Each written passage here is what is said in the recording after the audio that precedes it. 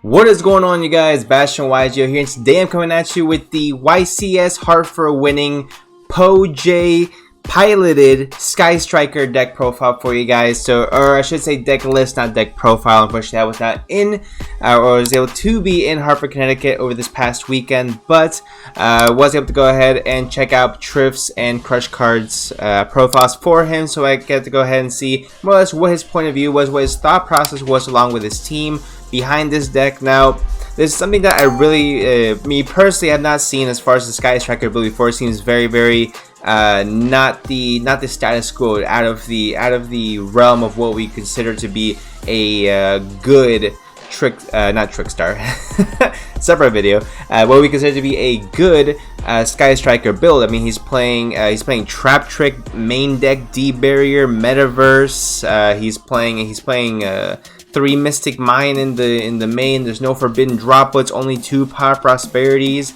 You know, it's just a lot of things that you would naturally not see in a, again, standard Sky Striker build. But that's what I think is amazing about this game, is that building a deck cookie cutter, yes, it's a way to get results. But you're not really going to innovate the game or change the way, or really evolve the game, evolve the next format, unless you try to get outside the comfort zone of what we I guess would establish to be the, again, norm of the game. Again, I might be rambling on at this point, but what I'm trying to say is that this guy Joe made a fantastic took a fantastic leap of faith by going this route with this deck. Because I remember, I forgot if it was from Crush Cards or Triff, who asked him like if he was going second or going first deck, and he said that he just pretty much feels comfortable going first, second.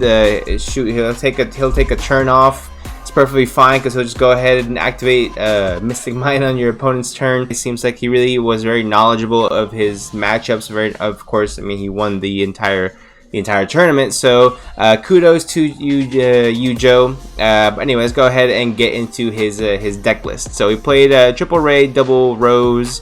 Not much more of this is needed, but it's pretty standard for the most part, I would say. He did say he's seen a lot of people run 1 Rose. Me personally, I think I see most people run 3 and 2, so it seems to be pretty standard ratio as far as I'm concerned. 3 Ash, 3 Valor, 3 Imperm were his hand traps, so 9 hand traps in the main. I think these are definitely going to be probably the most impactful hand traps just in the current metagame. Effect Valor and then Infinite Impermanence hit Sword Soul extremely hard, so those are really fantastic as well. Because I thought going in, and it turned out to be right, that Sword Soul was going to be by far the most highly represented deck, at least in Top Cut, just by its sheer consistency.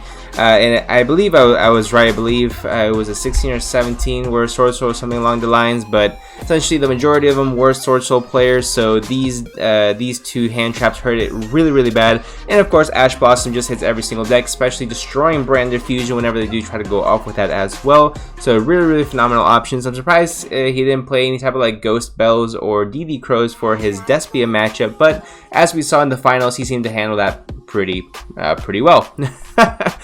So on to the spells. He plays the 1 Engage, the 1 Multi-Roll, 1 Hornet Drones, 1 Reinforcement of the Army, 3 Widow Anchor, only 1 Shark Cannon, which again was really weird.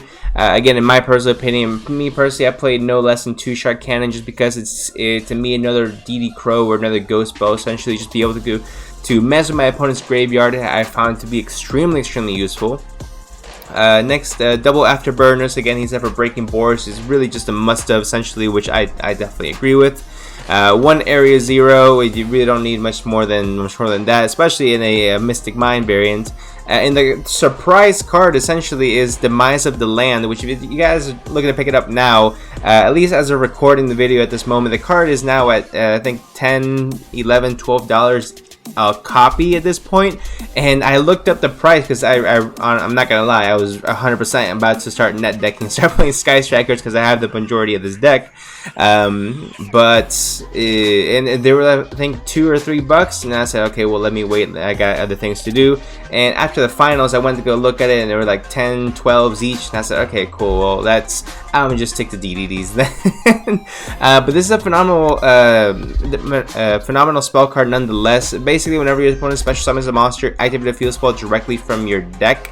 So you're activating it directly from your deck, you're not adding it to your hand, so anything that would stop you from adding cards to your hand is completely nullified. Can't draw and lockbird this. Is immediately just activating it from your deck to the field, and there's no option. It's essentially you have to go ahead and activate it to the field. So it's a fantastic way to go ahead and activate Mystic Mine on your opponent's turn, and really it is just to stall them out.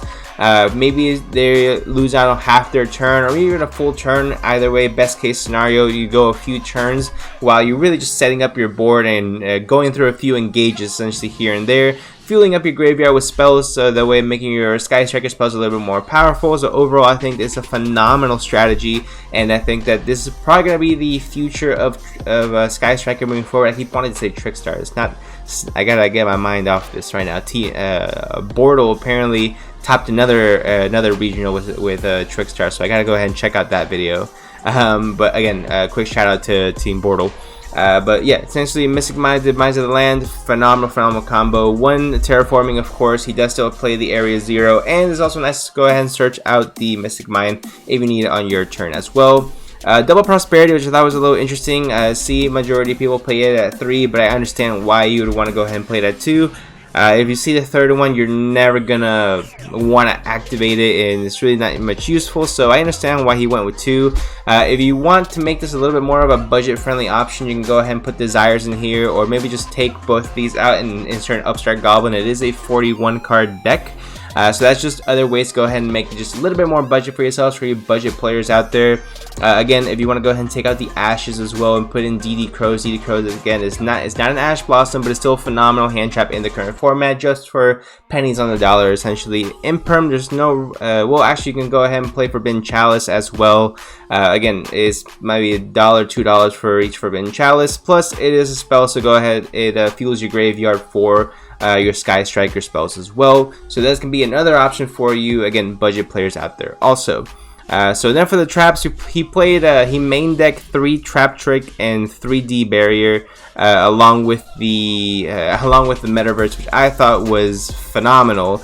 Because Trap Trick is really good, because not only does it start up the mental game essentially with your opponent knowing you have a D barrier, or your opponent knowing you have an infinite impermanence, but then it's really just getting them to activate it, because once you know that your opponent has something that completely stops your deck, you're trying to bait it out, which is essentially changing up the way that you want to go ahead and play your hand. So I think that's really smart, to making your opponent play on your rhythm, making your opponent play at your pace. It's similar to like a boxing match. You want to establish your rhythm and then have your opponent match your rhythm. You want to keep him fighting on your rhythm. So I thought that's really cool as well. So that's gonna be it for the main deck, guys. 41 card main deck. Now on to the extra decks. Extra deck, pretty straightforward to be honest. 3 Shizuku, 3 Kagari, 1 Kaina, double the Hayate, 1 Zeke.